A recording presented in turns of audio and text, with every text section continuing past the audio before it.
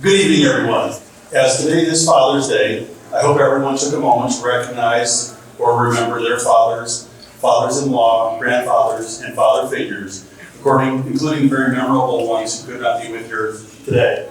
I know earlier there was a table upstairs memorializing them.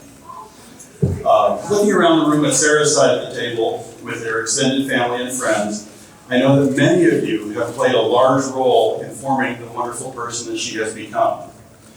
Sometimes for the good and sometimes for the bad. For example, I know that one member of the bridal party has helped instill in Sara a fear of the last day of school. Another member of the party helped Sara stay sane through her master's program. And yet a third one fueled her love of s'mores. I assume that those of you that are here on Greg's side of the family have been instrumental in shaping the person he has become as well. I'd like to thank everyone here for their help in developing these two people into the special couple we see before us today. I'm looking forward to watching these two grow together as a married couple. So please, join me in raising a toast to celebrate Sara and Greg Kemper again.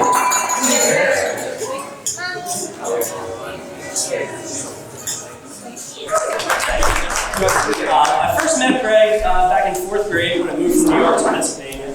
And we became friends pretty quickly through football, and then we became wrestling teammates as well. So we played football together for years, and we wrestled together for years. After about a year or two of that, Greg finally convinced me to join the summer diving team as well. So by that point, we were pretty much together 5 days a week, year-round, for about 6 years. And both back and forth at each other's houses, spending multiple times back and forth. My basement, his backyard, my backyard. Karen Kemper is still saved in my phone to this day as mommy number 2. I don't think that's going to change anytime soon. So after diving together for a little while, we get into high school, and we stayed very close, thankfully, although we did play different sports. I wanted to play lacrosse in high school. Greg continued to dive, and even joined pole vaulting. And so we were very close through high school, and although we went on to go to college in different states. And Greg went to Ohio State, I stayed in Pennsylvania for college. But at the end of freshman year, I decided to go out and visit Greg. And as I was on my way out, I get a call from him, tell me sort of the things that we're going to do that weekend, where to park my car, things like that. And he tells me, you might meet my new girlfriend, Sara. She may stop by at some point. She may be around. Spoiler alert, she was there for 70 of the 72 hours. But I was totally okay with it because I was really looking forward to actually getting to know Sara. At that point, they'd been together about 4 months or so, maybe. It's been about 4 months since she dodged his kiss. Right? Yeah. About 4 months since she dodged his kiss at the basketball game. And at that point, all I knew from Greg was that her name is Sara. She's from California, and don't put an H at the end of her name, she'll get rid of this. So, it was a really good time. The three of us got an opportunity to kind of explore Columbus together and see all the cool stuff that was in the city, all the cool stuff in Ohio State. They were bragging a lot about their football team and the cool stuff that they had over there. But it was a really good time. I got to know Sara just a little bit in those 3 or 4 days that I was there. I'm not going to say right away that I knew then and there that they would be together, for the long term, let alone that they'd be getting married one day. But I did tell pretty quickly that Greg had found a girl that he liked a lot, and he was happy with, so fun. And over the next 4 years, as the 3 of us were in school, I got to see the happy couple a couple times a year whenever they would come back to Pennsylvania for one of the brothers' birthdays or a holiday or maybe a long weekend. And it was kind of a neat experience because I got to see them at a different stage in their relationship each time. Because it was about 3 or 4 months between visits, at the least. So they were always getting closer and closer each time. And you kind of see that growing. And it was a really neat experience. And then, you fast forward to about 2 years ago, Greg finally convinced me to move to California to come and work for him after years and years of trying. A decision my mother has not yet forgiven him for. She will. Greg was always getting me to try new things like moving to California. So when he taught me how to ski, he taught me how to shoot a gun, he taught me how to ride a dirt bike. Always pushing me in the backyard on our trampolines. We each had one, and we were always trying to come up with new death-defying routines as 13-year-olds and 14-year-olds. But it was a really good time. He pushed me a lot. So when I got to move out here, it was really cool because I got to see an opportunity between the two of them interacting together, and I got to watch their relationship kind of grow a little bit more day by day, and that was really neat for me.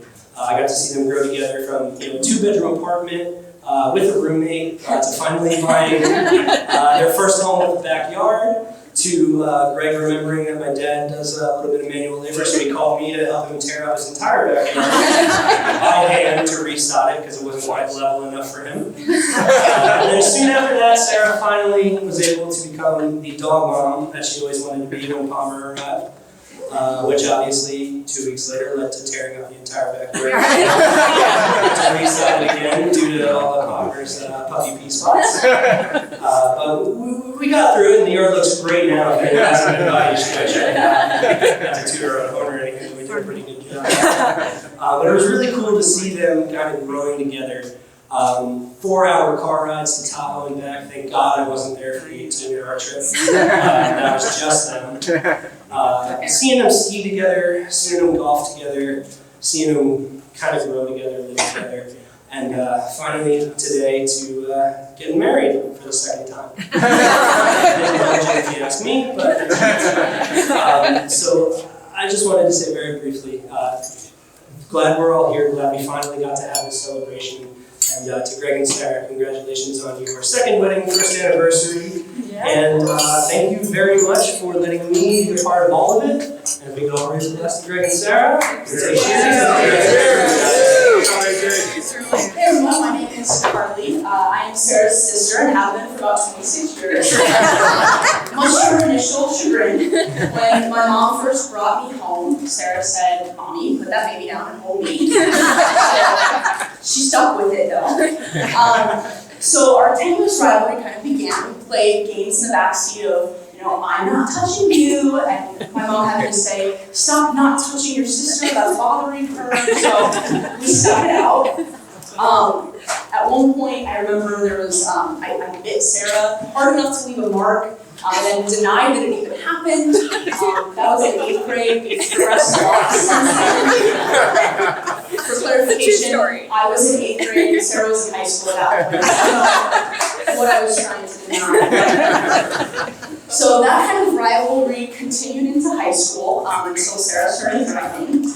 At which point I realized that I needed to keep her happy in order to literally get to school. The peak of our bickering came when Sara kind of fell in love with the show Glee and bought a Glee CD and played it endlessly, to the point where I was at one point crying because I just didn't want to hear the Glee soundtrack. So all of that aside, after me, I think Sarah's pretty well prepared for anything the world might throw at her. But when Sara left for college, I think, the house was a lot quieter, but it was also a lot less fun. And I think as, we had a little bit of distance between us, I realized that, I relied on her for so many things, and I'm still very, very dependent on her. We call each other all the time, pretty much every day. And so one thing I wanted to say about Greg and Sara is I think they have an immense capacity to support one another. Sara's been by Greg's side while he has built a business from scratch, and he is now, one of the top 40 up-and-coming businesses in California. And Sara's been by his side through all of that, and he's put in, so much work for that, taking calls at all hours of the day to keep that going, including, while we were up on a mountain in Tahoe skiing.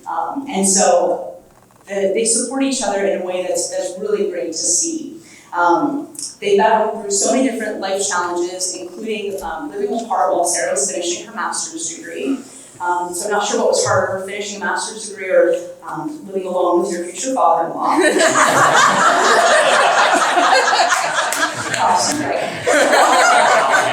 I know Greg earned a really special place in our heart. The first summer that they were dating, he stayed at Ohio State to do cancer research, which in and of itself is very impressive and very special. But that first summer, he spent a lot of time at our grandma's house, going down for dinner, helping just with things around the house. And I think that really, solidified for us that he's a really great person, and Sara really found somebody special. Greg's not only a perfect fit for Sara, but also for our family as well. Our family kind of prides itself on being funny and our humor, and Greg's kind of always ready in the wings with a quick romantic joke. But I really knew Greg was the one for Sara when Sara was upset, was stressed, and I got a text from Greg that said, "Hey, your sister's really upset about this, maybe saying something like this might help, would you reach out and call her? And just knowing that across the country, I had somebody who was going to look out for my sister and be able to say, hey, here's how you can make her feel better at this moment. That for me was really, really special. He has the ability to kind of calm her down when she's angry, when she's upset, and so that's very impressive and great. He's definitely but you've also, throughout your relationship, you've also pushed Sara to do things that are kind of out of her comfort zone, playing golf, playing tennis, being an adventurous, risk-taking skier. So I really appreciated that I've seen her grow while you two have been together. Not only that, like AJ mentioned, they've raised a beautiful baby boy, Palmer, who's not as big as them. He was also at the first wedding as well, kind of underfoot, so he's very cute if you haven't seen him. I will show you. Yeah, Sara has lots of pictures, lots of videos. So in Shakespeare's A Midsummer Night's Dream, there's a line that says, "The course of true love never did run smooth," and I think our celebration today proves that. This is Greg and Sarah's second wedding in as many years, and so they were officially married on June 20th, 2020, and that's the summer solstice, and I think it's very fitting that that's the longest day of the year, and forever it is going to be spent celebrating their love for each other. So please join me in a toast to Sara and Greg. Fabulous. Very good. Thank you. Cheers.